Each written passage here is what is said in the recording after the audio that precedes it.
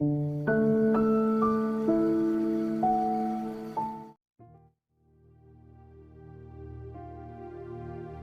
श्री परमात्मने नमः। ईश्वर कौन है, कहां है, कैसा है? बुद्धि और इंद्रियों की सहायता से हमें विश्व ब्रह्मांड का थोड़ा बहुत परिचय प्राप्त होता है। यह ज्ञान बहुत ही स्वल्प है। इसके अतिरिक्त भी अनेक ब्रह्मांड ऐसे हैं जिनके संबंध में हम भूलोकवासी मनुष्य प्राणियों को कुछ भी ध्यान नहीं है। समस्त सृष्टि इतनी विस्तीर्ण है कि बुद्धि की वहां तक पहुंच नहीं हो पाती। यह महान रचना किसी न किसी निर्माता की कृति है। बिना व्यवस्था के तो हमारे छोटे छोटे काम भी नहीं चलते, फिर इतनी बड़ी सृष्टि का काम बिना किसी संचालन के किस प्रकार चल सकता है? हमारे शरीर के कल पुर्जे बड़ी भारी आश्चर्यजनक उत्तमता के साथ बने हुए हैं। इतना उत्तम यंत्र बनाने में कोई भी विज्ञानवादी अब तक समर्थ नहीं हुआ। चलाने वाले जीव के निकल जाने पर यह बेशकीमती यंत्र भी बेकार हो जाता है। इसका एक भी कल पुर्जा अपना काम नहीं कर पाता।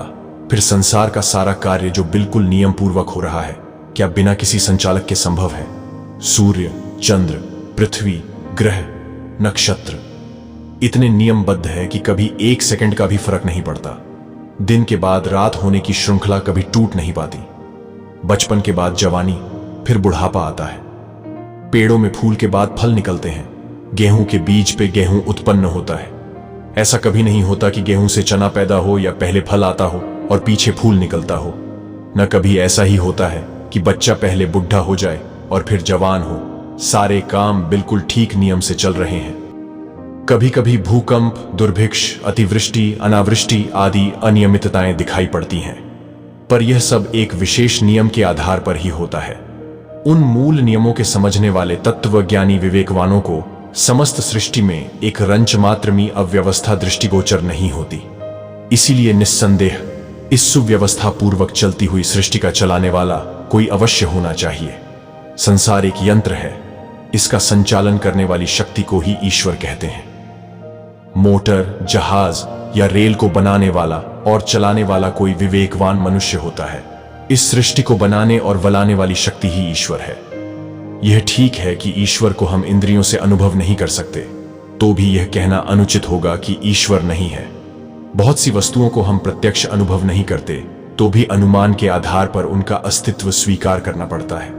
आंखों से वह दिखाई नहीं पड़ रहा है, तो भी अनुमान यह कहता है कि उसका बनाने वाला अवश्य रहा होगा। ईश्वर को छुआ या देखा नहीं जाता, तो भी उसकी कृतियां पुकार पुकार कर साक्षी दे रही हैं कि हमारा रचयिता कोई न कोई अवश्य है। भौतिक विज्ञानवादी इस शक्ति का नाम प्रकृति बताते हैं। अध्यात्मवादी इसी को ईश्वर कहते हैं। जिन्हें आज अनीश्वरवादी कहा जाता है, असल में वे भी ईश्वर को स्वीकार करते हैं। मतभेद ईश्वर के गुण, कर्म और स्वभाव के संबंध में है। ऐसे मतभेद तो हर संप्रदाय दूसरे संप्रदाय के साथ रखता है, परंतु वह अनीश्वरवादी नहीं कहा जाता। फिर भौतिक विज्ञानवादियों को नास्तिक कहना उचित ना होगा। सृष्टि का निर्माण और संचालन करने वाला एक अवश्य तत्व मौजूद है। इस महान सत्य से कोई भी इनकार नहीं कर सकता।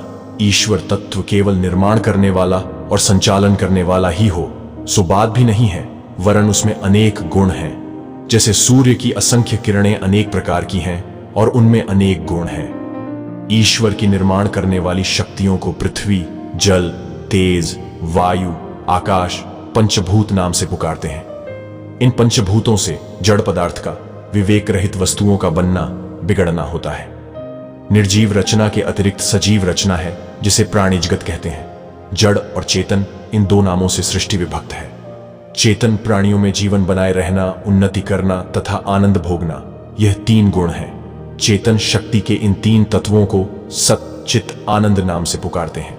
जैसे जड़ जगत की रचना पंचभूतों की क्रियाशीलता है, वैसे ही चेतन जगत की मूल प्रकृति सत, चित, आनंद तत्वों के कारण से है, और जड़ चेतन दोनों ही पक्षों की रचना करने वाले यह पृथक पृथक तत्व मूलतः एक ही आद्य शक्ति की धाराएं हैं, एक ही सूर्य की किरणें हैं। कुछ दिन पहले विज्ञानवादी ऐसा समझते थे कि केवल पंचभूतों की एक विशेष प्रकार की रचना में अपने आप चैतन्यता आ जाती है, पर अब विज्ञानवादी अपनी भूल स्वीकार करते जाते हैं। उन्हें यह मानना पड़ रहा है कि जड़ तत्व ही सृष्टिकर्ता नहीं है, वरन यह पंचभूत भी एक आद्य शक्ति की धाराएं हैं।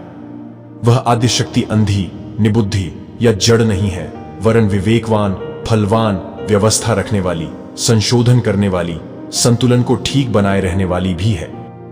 सृष्टि को कार्यक्षम रखने वाले इलेक्ट्रॉन परमाणुओं को सूक्ष्म परीक्षक यंत्रों की सहायता से मालूम कर लिया गया है, पर वे विद्युत परमाणु 25,000 मील प्रति क्षण की गति से अपनी धुरी पर कैसे घूम रहे हैं, इस संदेह का समाधान आद्य शक्ति को माने बिना और किसी प्रकार नहीं होता। जैसे अग्नि, वायु आदि स्थूल तत्व सर्वत्र अदृश्य रूप से व्याप्त हैं, उसी प्रकार वह आद्य शक्ति इन जड़ पंचभूतों तथा अन्य चैतन्य तत्वों के भीतर अत्यंत सूक्ष्म होकर विराज रही है। बल्ब को जलाने वाली सूक्ष्म विद्युत शक्ति तार में रहती है। इस विद्युत को बनाने वाली सूक्ष्म शक्ति चुंबक में रहती है। चुंबक में क्रियाशीलता विश्वव्यापक अग्नि तत्व से आती है। एक शक्ति का निर्माण दूसरी सूक्ष्म बीज शक्ति से होता है। पंच तत्वों की भी एक बीज शक्ति है। उस बीज शक्ति के बिना वे भी बेचारे अपना काम करने में समर्थ नहीं हो सकते। अग्नि में गर्मी कायम रखने वाली भी कोई सत्ता है। उस आदि बीज शक्ति को ईश्वर कहते हैं। वह सूक्ष्म से सूक्ष्म है, किंतु उसी के द्वारा बने पदार्थ हमारे चारों ओर फैले पड़े हैं, इसलिए उसे स्थूल से स्थूल भी कहा जा सकता है। जो वस्तु जितनी सूक्ष्म होगी वह उतनी ही व्यापक होगी। पंचभूतों में पृथ्वी से जल, जल से वायु, वायु से अग्नि और अग्नि से आकाश सूक्ष्म है, इसलिए एक दूसरे से अधिक व्यापक है। आकाश ईश्वर तत्व हर जगह व्याप्त है। ईश्वर की सूक्ष्मता सर्वोपरि है, इसलिए इसकी व्यापकता भी अत्यधिक है। विश्व में रंच मात्र भी स्थान ऐसा नहीं है जहां ईश्वर न हो। अणु अणु में उसकी महत्ता व्याप्त हो रही है। स्थान विशेष में ईश्वर तत्व की न्यूनाधिकता हो सकती है। जैसे चूल्हे के आसपास गर्मी अधिक होती है, इसलिए यह कहा जा सकता है कि उस स्थान पर अग्नि तत्व की विशेषता है। इसी प्रकार जलाशयों के समीप शीतल स्थान में अग्नि तत्व की न्यूनता कही जाएगी। जहां सत्य का, विवेक का, धर्म का आचरण अधिक है, वहां ईश्वर की विशेष कलाएं विद्यमान हैं। जहां आलस्य, प्रमाद, पशुता, अज्ञान है, वहां ईश्वर की न्यूनता कही जाएगी। संपूर्ण शरीर में जीव व्याप्त है। जीव के कारण ही शरीर की स्थिति और वृद्धि होती है, परंतु उसमें भी स्थान विशेष पर जीव की न्यूनाधिकता देखी जाती है। हृदय, मस्तिष्क, पेट आदि मर्म स्थानों पर तीव्र आघात लगने से मृत्यु हो जाती है, परंतु हाथ, पैर, कान, नाक, नितंब आदि स्थानों पर उससे भी अधिक आघात सहन हो जाता है। बाल और नाखून जीव की सत्ता से ही बढ़ते हैं, पर उन्हें काट देने से जीव को कुछ हानि नहीं होती। संसार में सर्वत्र ईश्वर व्याप्त है। ईश्वर की शक्ति से ही सब कार्य होते हैं, परंतु सत्य और धर्म के कामों में ईश्वरत्व की अधिकता है। इसी प्रकार पाप प्रवृत्तियों में ईश्वरीय तत्व की न्यूनता समझी जानी चाहिए।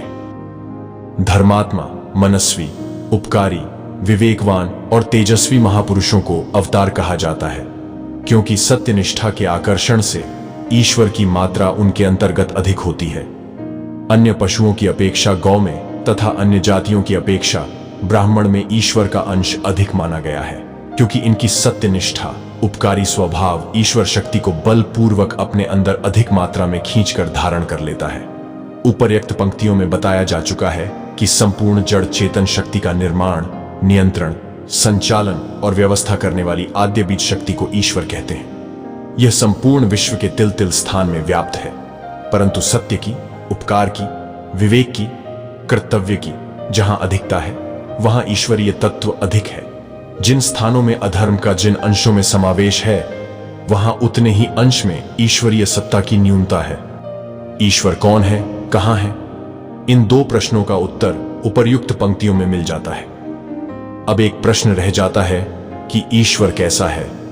इस संबंध में कुछ प्रकाश डालने का प्रयास किया जा रहा है। सृष्टि के निर्माण में ईश्वर का क्या उद्देश्य है, इसका ठीक ठीक कारण जान लेना मानव बुद्धि के लिए अभी तक झात नहीं है। शास्त्रकारों ने अनेक अटकलें इस संबंध में लगाई हैं, पर उनमें से एक भी ऐसी नहीं है जिससे पूरा संतोष हो सके।